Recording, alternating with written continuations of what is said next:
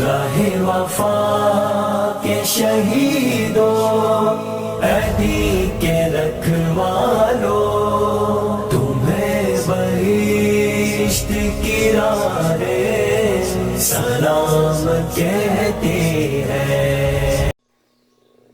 محترم ناظرین، السلام علیکم ورحمۃ اللہ وبرکاتہ۔ آپ حضرات نے اب تک اس کہانی کے 15 پارٹ سماعت فرمائے ہیں۔ خاک سار آپ کا بے حد ممنون و مشکور ہے کہ آپ نے اس کہانی کو پسند فرمایا اور ہمارے چینل کو سبسکرائب بھی کیا، اور کچھ احباب نے کمنٹ کے ذریعے ہماری حوصلہ افزائی بھی فرمائی۔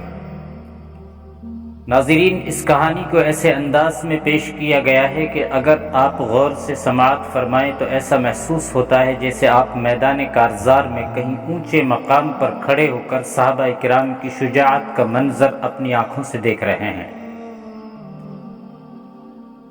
تو آئیے کہانی کی اگلی قسط کی طرف ہم آپ کو لے کر چلتے ہیں، جہاں ایک شہزادی ایک پاک باز اور بہادر مسلم نوجوان کے ساتھ جنگل بیابان میں 3 رومی سپاہیوں کے بچھائے ہوئے جال میں پھنس کر کس طرح ان کو کیفر کردار تک پہنچاتی ہے۔ تو لیجئے قسط نمبر 16 سماعت فرمائیں۔ بسم اللہ الرحمن الرحیم۔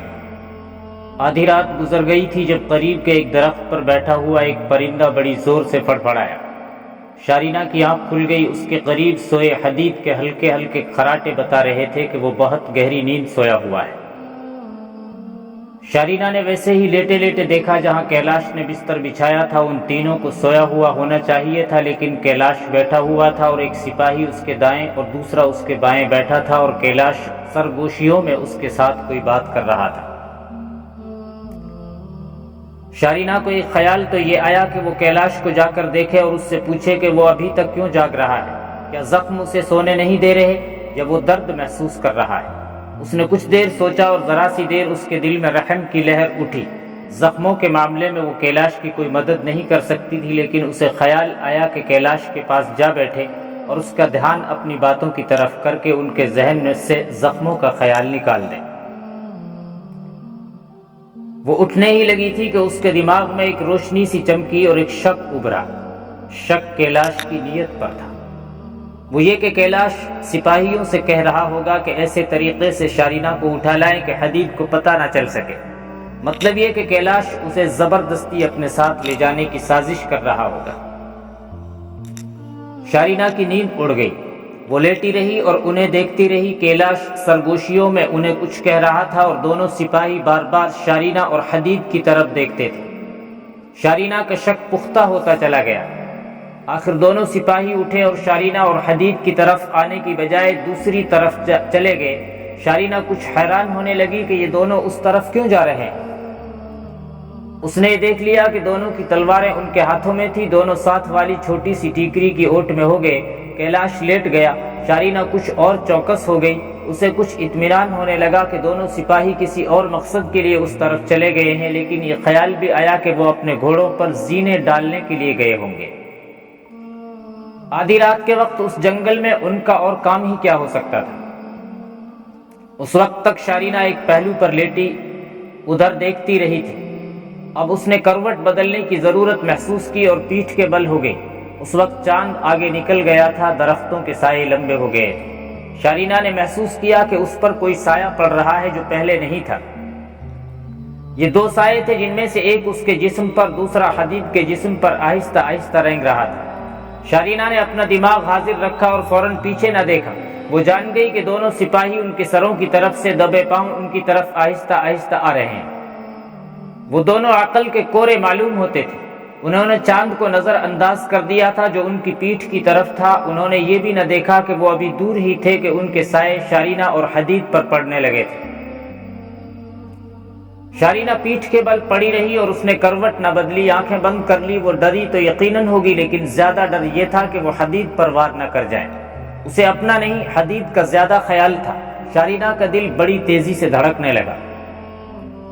حدید اور شارینہ کے درمیان 2-3 قدموں کا فاصلہ تھا۔ ایک سپاہی ان دونوں کے درمیان آن کھڑا ہوا، شارینہ کی طرف منہ کر کے بیٹھ گیا اور اپنا چہرہ شارینہ کے چہرے کے قریب لے گیا۔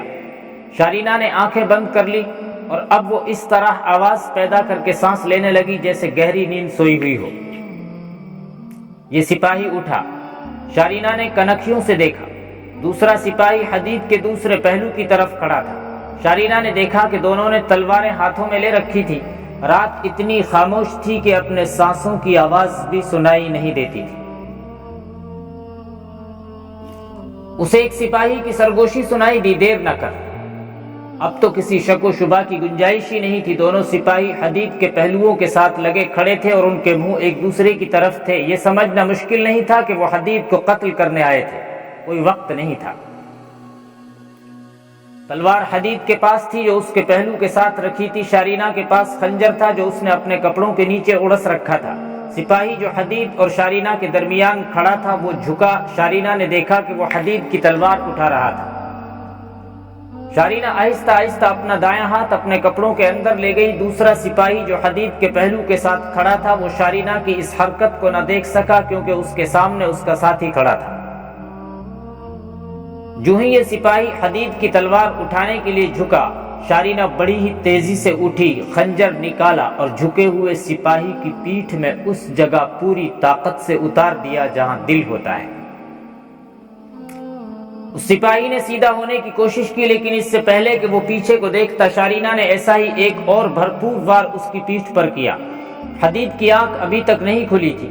سامنے والے سپاہی نے دیکھ لیا تھا کہ اس کے ساتھی کی پیٹھ میں 2 بار خنجر اتر گیا ہے۔ وہ اتنی جلدی فیصلہ نہ کر سکا کہ شارینہ پر تلوار کا وار کرے یا حدید کو پہلے قتل کر دے۔ شارینہ کا دماغ زیادہ تیز تھا۔ جس سپاہی کو اس نے خنجر مارے تھے وہ ذرا سا سیدھا ہوا اور ایک طرف کو گرنے لگا، لیکن گرنے سے پہلے ہی شارینہ نے اس کے پیچھے اپنے دونوں ہاتھ رکھے اور پوری طاقت سے اسے آگے کو دھکیلا۔ سپاہی سامنے والے سپاہی کے ساتھ ٹکرایا اور حدید کے اوپر گرا۔ حدید ہڑبڑا کر اٹھا۔ زخمی سپاہی کی تلوار گر پڑی تھی۔ شارینہ نے وہ تلوار اٹھا لی اور حدید کے اٹھنے سے پہلے آگے کو جست لگائی اور تلوار کا بھرپور وار سپاہی کی گردن پر کیا اور اس کی آدھی گردن کاٹ ڈالی۔ اتنے میں حدید پوری طرح بیدار ہو کر اٹھ کھڑا ہوا تھا۔ اسے تو کچھ پتا ہی نہیں چل رہا تھا کہ یہ کیا ہو رہا ہے۔ شارینہ نے جس سپاہی کی گردن کاٹ دی تھی وہ ابھی گرا نہیں تھا۔ شارینہ نے تلوار برچھی کی طرح ماری اور اس سپاہی کے پیٹ میں اتار دی اور پھر زور سے پیچھے کو کھینچی۔ دونوں سپاہی مر گئے۔ حدید نے شارینہ سے پوچھا کہ یہ کیا ہو گیا ہے؟ میرے ساتھ آؤ۔ شارینہ نے کیلاش کی طرف چلتے ہوئے کہا، اس سے پوچھتے ہیں۔ یہ ساری واردات جیسے آنکھ جھپکتے ہو گئی ہے۔ شارینہ اور حدید کیلاش کی طرف چل پڑے۔ کیلاش لیٹ گیا تھا لیکن اب بیٹھا ہوا تھا، اس سے کھڑا تو ہوا ہی نہیں جاتا تھا۔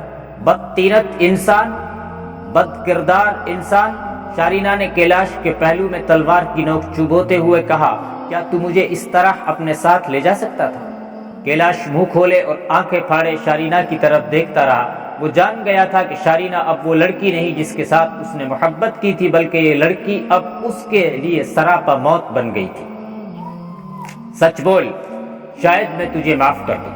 حدید نے کہا، کیا تو نے مجھے قتل کروانا تھا یا ہم دونوں کو؟ تیرا ارادہ کیا تھا؟ سچی بات بتا دے۔ شارینہ نے اب اس کے سینے میں تلوار کی نوک چبھائی۔ مجھے بخش دو شارینہ۔ کیلاش نے روتی ہوئی آواز میں کہا، میں نے تم سے محبت کی ہے اور تم کہیں بھی چلی جاؤ گی میرے دل سے اپنی محبت نہیں نکال سکو گی۔ میرے اس ساتھی سے بات کرو جس نے تجھ سے کچھ پوچھا ہے۔ شارینہ نے ایک بار پھر تلوار کی نوک اس کے سینے میں چبھو کر کہا، اس کے سوال کا صحیح جواب دے۔ ابھی تیرے جسم سے جان نکل جائے گی تو تیرے مردہ دل سے میری محبت بھی غائب ہو جائے گی۔ فوراً بول، تیرا ارادہ کیا تھا؟ حدید، شارینہ نے کہا، اسے زندہ رہنے کا کوئی حق نہیں۔ اس نے تمہیں قتل کروانا چاہا تھا، بری طرح ناکام رہا۔ تمہارا حق ہے کہ اسے ختم کر دو۔ میں تم دونوں سے التجا کرتا ہوں۔ کیلاش نے بیکاریوں کے لہجے میں کہا، مجھے قتل کرنے کا گناہ اپنے سر کیوں لیتے ہو؟ میں تو مر ہی رہا ہوں۔ مجھے اٹھا کر گھوڑے پر بٹھا دو، زندگی ہوئی تو منزل پر پہنچ جاؤں گا۔ جو مجھے ممکن نظر نہیں آتا ہوگا یہی کہ بھوکا پیاسا گھوڑے کی پیٹھ پر ہی مر جاؤں گا۔ نہ میں گھوڑے سے اتر سکتا ہوں اور نہ چل سکتا ہوں، اور اتر جاؤں بھی تو کسی کی مدد یا سہارے کے بغیر گھوڑے پر سوار نہیں ہو سکتا۔ حدید، شارینہ نے جھنجلا کر کہا، تم سوچ کیا رہے؟ اسے تو میں ہی قتل کر دوں، لیکن یہ تمہیں اپنا دشمن سمجھتا ہے، اس لیے تم ہی اسے قتل کرو۔ میری ایک بات شاید تمہیں اچھی نہ لگے شارینہ، حدید نے اپنی مخصوص مسکراہٹ سے کہا، جو مجھے قتل کرنے آئے تھے انہیں تم نے قتل کر دیا ہے۔ میرا مذہب اس مجبور شخص پر ہاتھ اٹھانے سے منع کرتا ہے جو اپنے آپ کھڑا بھی نہیں ہو سکتا اور صرف معذوری کی وجہ سے رحم کی بھیک مانگ رہا ہے۔ دوسری بات یہ ہے کہ اس تمام تر خطے میں میری اور اس کی فوجیں آپس میں لڑ رہی ہیں، اس لیے یہ تمام علاقہ میدان جنگ ہے۔ اگر یہ شخص مجھ سے لڑ رہا ہوتا اور میں اس کا مقابلہ کر رہا ہوتا تو میں قتل ہو جاتا یا اسے نہ چھوڑتا، لیکن یہاں معاملہ ذاتی ہو گیا ہے۔ اس نے مجھے تمہاری خاطر قتل کرنا چاہا تھا، میں کسی اور مقصد کے لیے ایک عقیدہ دل میں بسائے اس میدان جنگ میں آیا تھا۔ اس مقصد اور اس عقیدے کے سامنے اس جیسے معذور آدمی کا قتل گناہ کبیرہ ہے۔ اسے اس کے حال پر چھوڑ دو، آؤ باقی رات کچھ اور آرام کر لیں، صبح یہاں سے روانہ ہو جائیں گے۔ شارینہ نے کچھ کہا تو نہیں، لیکن اس کا چہرہ بتاتا تھا کہ اس سے حدید کا یہ فیصلہ منظور نہیں۔ اس نے حدید کو گھور کر دیکھا۔ اسے گھوڑے پر بٹھا دیتے ہیں، شارینہ نے کہا۔ تم جاؤ اس کے گھوڑے پر زین ڈال کر گھوڑا یہاں لے آؤ۔ کیلاش نے شارینہ کا شکریہ ادا کیا اور بھکاریوں کی طرح دعائیں بھی دی۔ گھوڑے کچھ دور ایک درخت کے ساتھ بندھے ہوئے تھے۔ یہ 3 گھوڑے کیلاش اور اس کے دونوں سپاہیوں کے تھے۔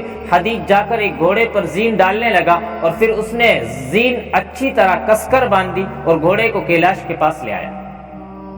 اس نے کیلاش کو دیکھا، وہ اب بیٹھا ہوا نہیں بلکہ ایک پہلو پر لیٹا ہوا تھا۔ شفاف چاندنی میں حدید کو کیلاش کا خون بہتا نظر آیا۔ تب اس نے دیکھا کہ کیلاش کا سر جسم سے کچھ الگ پڑا تھا، لیکن گردن پوری طرح کٹی نہیں تھی۔ حدید نے شارینہ کی طرف دیکھا، کیا اس لیے مجھے یہاں سے چلتا کیا تھا؟ حدید نے شارینہ سے پوچھا، اصول اور عقیدے وہاں چلا کرتے ہیں جہاں سامنا غیرت والے اور کردار والے لوگوں کے ساتھ ہوتا ہے۔ شارینہ نے کہا، تم اپنے مذہب کے پابند ہو، مجھ پر کوئی پابندی نہیں۔ میں نے اس کی گردن کاٹ دی ہے، میں نے اس کے ساتھ نیکی کی ہے کہ اسے قتل کر دیا ہے۔ اگر ہم اس کی بات مان لیتے اور اسے گھوڑے پر بٹھا دیتے تو یہ بھوک اور پیاس سے بڑی ہی آہستہ اور اذیت ناک موت مرتا۔ اس کی سزا یہی ہونی چاہیے تھی۔ پھر اسے مارا کیوں؟ حدید نے پوچھا۔ تم اتنی سی بات نہیں سمجھ سکے حدید، شارینہ نے کہا۔ اگر ہم اسے یہی زندہ چھوڑ جاتے یا اسے گھوڑے پر بٹھا کر رخصت کر دیتے تو یہ شخص ہمارے لیے بہت بڑا خطرہ بن جاتا۔ اسے لڑائی سے بھاگے ہوئے اپنے جیسے رومی فوجی مل سکتے تھے۔ یہ پہلا کام یہ کرتا کہ انہیں ہمارے پیچھے ڈال دیتا، اسے قتل کر دینا ہی ٹھیک تھا۔ دونوں اس جگہ گئے جہاں رومی سپاہیوں کی لاشیں پڑی تھی۔ انہوں نے وہ کمبل اٹھائے جن پر وہ سوئے تھے، کچھ پرے جا کر کمبل بچھا کر لیٹے اور سو گئے۔ صبح ابھی دھندلی تھی جب دونوں جاگ اٹھے اور کچھ کھا پی کر انہوں نے کیلاش اور اس کے سپاہیوں کے گھوڑے بھی اپنے گھوڑوں کے پیچھے باندھ لیے اور چل پڑے۔